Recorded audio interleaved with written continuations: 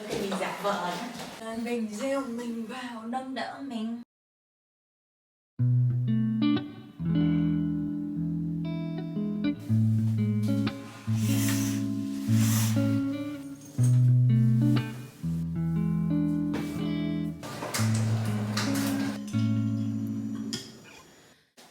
Chắc là quay cảnh từ đầu vào nhà đi nhờ, tại vì đang làm room tour mà. Cửa là chính thì đối diện cái cửa ra vào sẽ là cái gương này. Cô nhà mình sẽ thấy một cái ghế leo 5 lầu cầu thang, mình hay nằm vật ở đây. Ok, đi tiếp. Sau đó nhé, từ cái gương này nhìn qua bên này sẽ là giá treo đồ. Xong rồi đi tiếp sẽ là một cái nhà vệ sinh lớn. Kiểu mình thích nhất thứ 6, tại vì thứ 6 có cô giúp việc ấy. Rồi ở phần bên đây là hai cái phòng của một bạn người Pháp với lại một thằng bạn khác. Tiếp đi ngược lại phòng đó thì là đến phòng của mình. Trước cửa phòng mình sẽ có một cái thảm. Buồn cái này mình không không vào phòng, mình không đi dép. Vào phòng một cái sẽ là cái bàn nơi mình dành gần hết thời gian ở đây.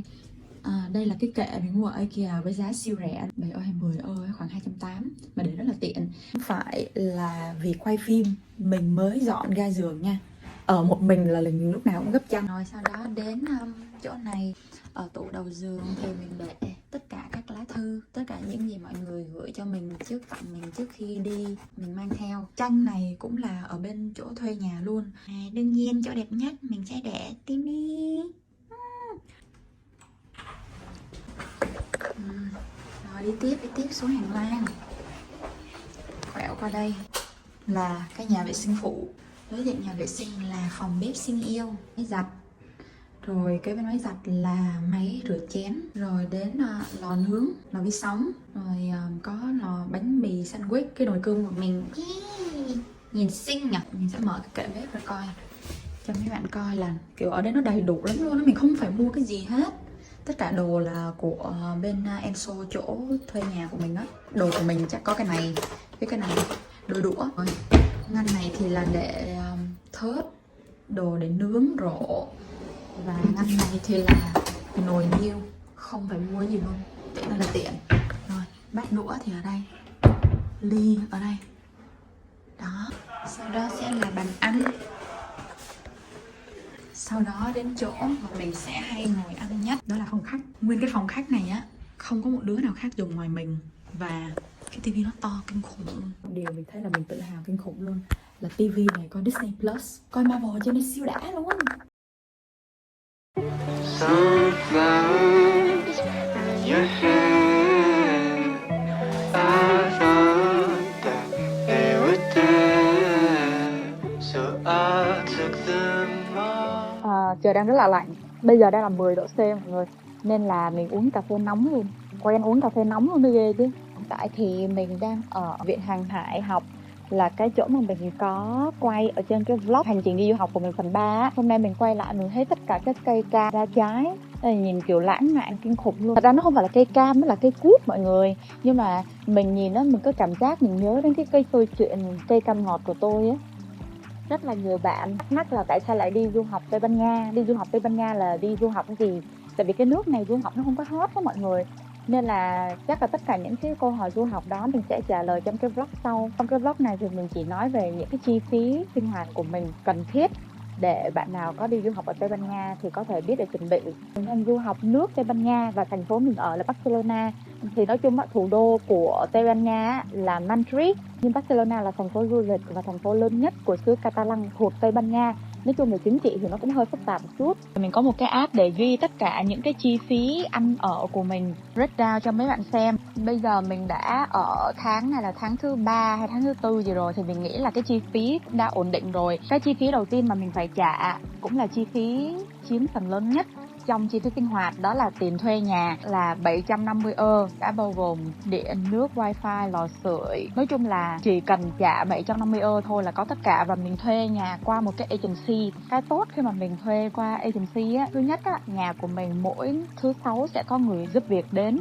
Thứ hai nữa là bắt đầu cuộc sống mới của một cái thành phố khác thì bạn phải chi rất là nhiều tiền để có đủ đồ sinh hoạt, đúng không? Nhưng mà ở Enso á, thì bạn chỉ dọn cái thân bạn với quần áo vô thôi. Tất cả các thứ khác thì trong phòng mình đã có đầy đủ rồi, nên là mình thấy rất là tiện. Còn cái thứ ba nữa là an toàn. Nếu mà bạn tự thuê một mình thì mình nghĩ nếu mà tự thuê sẽ hơi phức tạp khi mà bạn bị mất của gì hay là bạn có gì nguy hiểm thì đâu có bên thứ ba nào để bạn report cái vấn đề đó đâu, đúng không? Nhưng mà Enso cái dịch vụ của người ta rất là tốt. Ví dụ như là mình có bất cứ vấn đề gì, có người ta đứng ra bảo lãnh, nó giống như là có một cái bảo hiểm cho mình á, nên là mình cũng cảm thấy yên tâm. Mình cần cái gì, ví dụ như là cái máy sưởi trong phòng mình nó bị hư, mình nhắn tin một cái là 2 ngày sau người ta gửi cho mình một cái máy sưởi mới luôn, nên là cảm thấy so far trộm vía rất là ok. Rồi chi phí tiếp theo mà mình phải trả đó là chi phí ăn uống. Thứ nhất là siêu thị. Mình đi siêu thị rất là nhiều, sẽ mất khoảng 80 euro. Thì ăn vặt của mình sẽ là 60 euro. Trung bình một tháng mình ăn ngoài 2 lần sẽ rơi khoảng vào tầm 30 đến 40 euro. Thì tổng cái tiền ăn uống của mình mỗi tháng sẽ là 180 euro. Đó là mình nhiều bạn nha, rồi mình cũng không phải ăn uống tiết kiệm, mình ăn uống rất là thoải mái, suốt ngày đi ăn hàng, uống cà phê ở ngoài. Nhưng mà bạn nào muốn tiết kiệm mua đồ về nhà nấu thì nó rẻ lắm. Nhất là bạn nào kiểu giống mình không cần phải ăn đồ Việt Nam, mì Ý, bơ, trứng sữa, đây rẻ lắm. Tiếp theo nữa là tiền điện thoại. Tháng đầu tiên tiền điện thoại mình không biết thì mình phải trả đến 30 euro. Nhưng mà bạn mình bảo mày hãy nói với nó là đưa cho tao plan nào của điện thoại mà rẻ nhất. Mình ra mình nói y chang như vậy thì nó đổi cho mình có 10 euro mỗi tháng rồi mọi người. Rồi tiếp theo nữa là tiền tàu xe. Thẻ đó xài được 3 tháng là hết 47 euro. 47 chia 3 là trung bình một tháng khoảng 15 euro. Đó là những cái chi phí cố định mỗi tháng.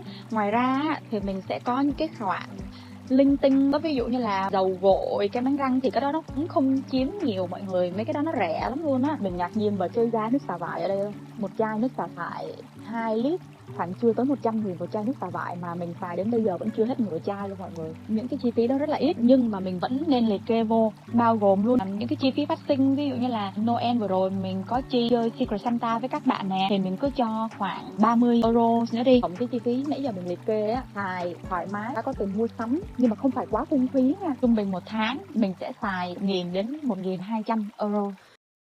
Clock strikes midnight, fireworks light for a moment, it feels just right.